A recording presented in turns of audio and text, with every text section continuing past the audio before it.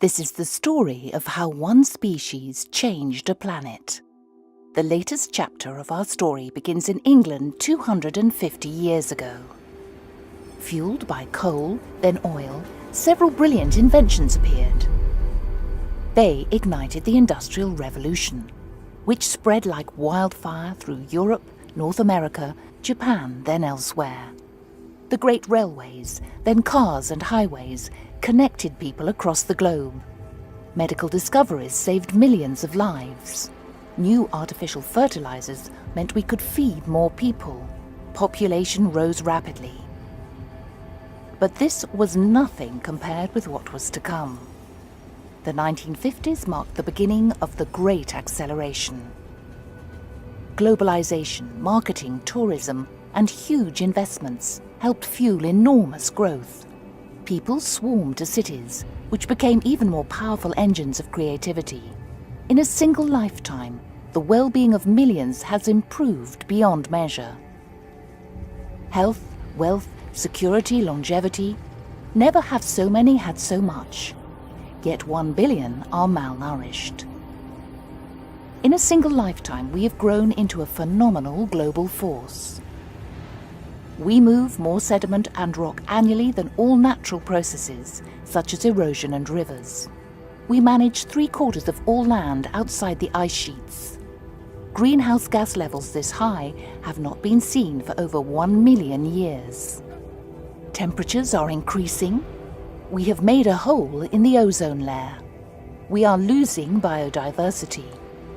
Many of the world's deltas are sinking due to damming, mining, and other causes.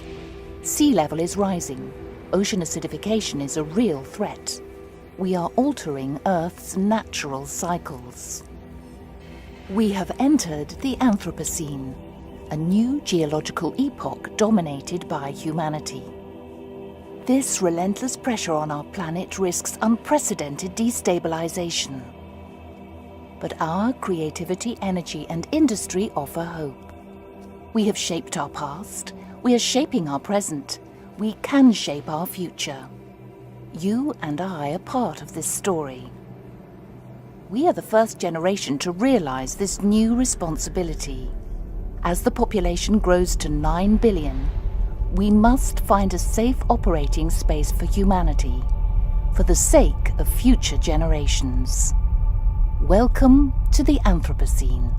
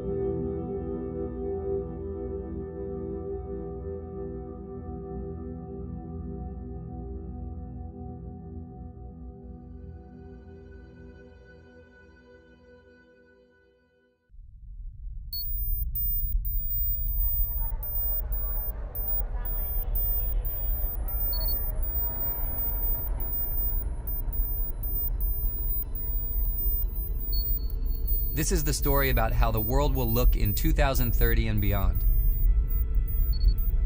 It is the story of how urbanization will change the surface of our planet and the biodiversity that is an essential part of it.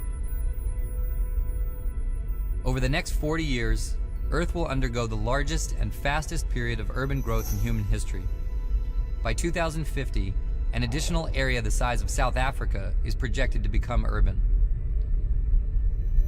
By then, 6.3 billion people will live in towns and cities, an increase of 2.8 billion from 2010.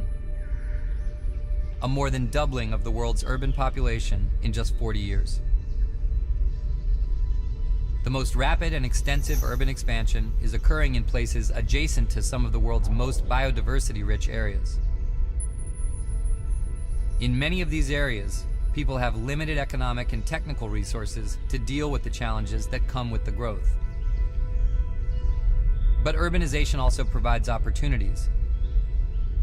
Cities are hubs of change. Cities can and must take the lead for sustainable development.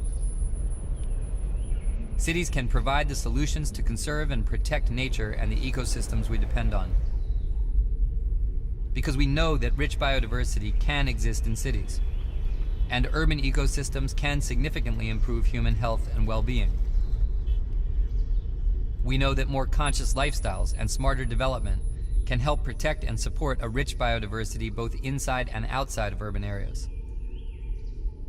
Well-functioning ecosystems can help reduce risks of water shortage, droughts, storms, and heat waves. They can help to curb environmental degradation. That is why unleashing the potential of cities is vital to securing our sustainable future.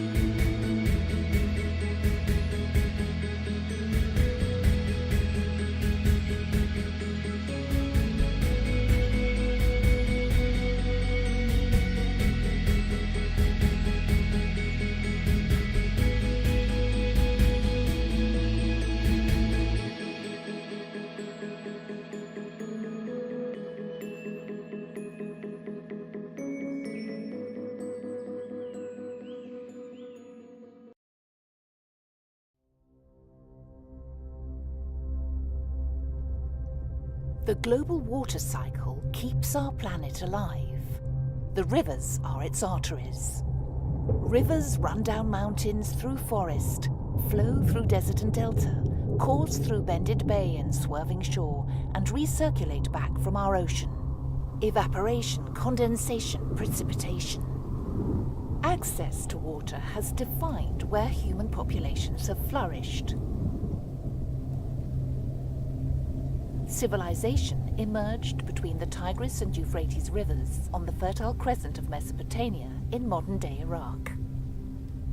Now we are changing the carbon and nitrogen cycles. We are altering the global water system too, through damming, extraction, irrigation, and climate change. Many rivers no longer reach the sea. We move more sediment than natural erosion and rivers. We've built 48,000 large dams. We've drained half of global wetlands. We use an area the size of South America to grow our crops, an area the size of Africa for our livestock. Agriculture accounts for 70% of global freshwater use, and we need to feed a growing population. In a single lifetime, we've become a phenomenal global force. We're pushing Earth into a new geological epoch, the Anthropocene, dominated by humanity. We have altered Earth's snow cover, sea ice, and ocean volume, fundamental elements of the water cycle. Climate change will bring more flooding, drought, and disease. A warmer atmosphere holds more water vapor. This is causing the water cycle to intensify. Wet regions are becoming wetter, dry areas drier. Rainfall patterns are changing. Damming, mining, and extraction are causing 2/3 of major deltas to sink. Almost 800 million people have no safe drinking water. 2.4 billion remain without adequate sanitation. 1.7 billion people live in places where groundwater is being extracted faster than it can be replenished. 4 out of 5 people worldwide face risk to their water security. For water security for all, we urgently need innovative and creative approaches to policy from local to global. With nations competing for limited resources, we must find better ways to manage them, and we must adapt to a changing water cycle. This is the challenge of water in the Anthropocene.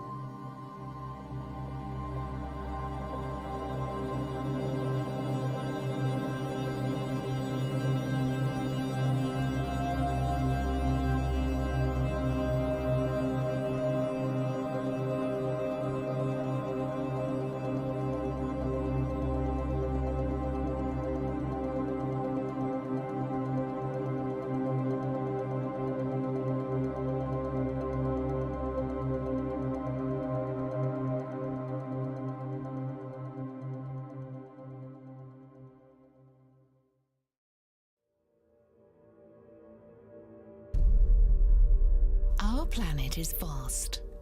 It's difficult to comprehend the scale. It's difficult, too, to comprehend the scale of humanity and the vast changes we've wrought in a lifetime. Population, production and consumption have grown exponentially. Roads, railways, airlines, shipping routes, the digital revolution. We've created a globally interconnected society. Evidence is mounting, we've entered the Anthropocene. Humanity is altering Earth's life support system. Carbon dioxide emissions are accelerating. Greenhouse gas levels are unprecedented in human history. The climate system is changing rapidly. The Intergovernmental Panel on Climate Change assesses the risks and options for societies. Its latest report states it is extremely likely humans are the dominant cause of warming in the past 60 years. Without deep emissions cuts, it is likely Earth will cross the target of 2 degrees Celsius above pre-industrial levels, the target set by international policy. This could happen as early as 2050. If emissions keep rising at current rates, a 4-degree rise by 2100 is as likely as not. It's very likely heat waves will occur more often and last longer. The Arctic will warm faster than the global average. It's likely sea ice will all but vanish in summer within decades if high emissions continue. It's very likely sea level rise will accelerate. Cities and coastal areas are vulnerable. In general, wet regions are set to get wetter, dry regions drier. Monsoons are likely to become longer, their footprint likely to grow, and downpours likely to intensify. The acidity of the ocean has increased 26% since the start of the Industrial Revolution. The full consequences of all these changes on the Earth system are unknown. Humanity's carbon footprint is huge. Societies will need to adapt to climate change. The scale of change depends on decisions made now. Can we remain below 2 degrees? It is possible. But it is up to societies now to decide the future we want. For a likely chance of achieving the 2-degree target, societies can emit another 250 billion tons of carbon. We burn about 10 billion tons of carbon a year. At current rates, we will use this budget in about 25 years.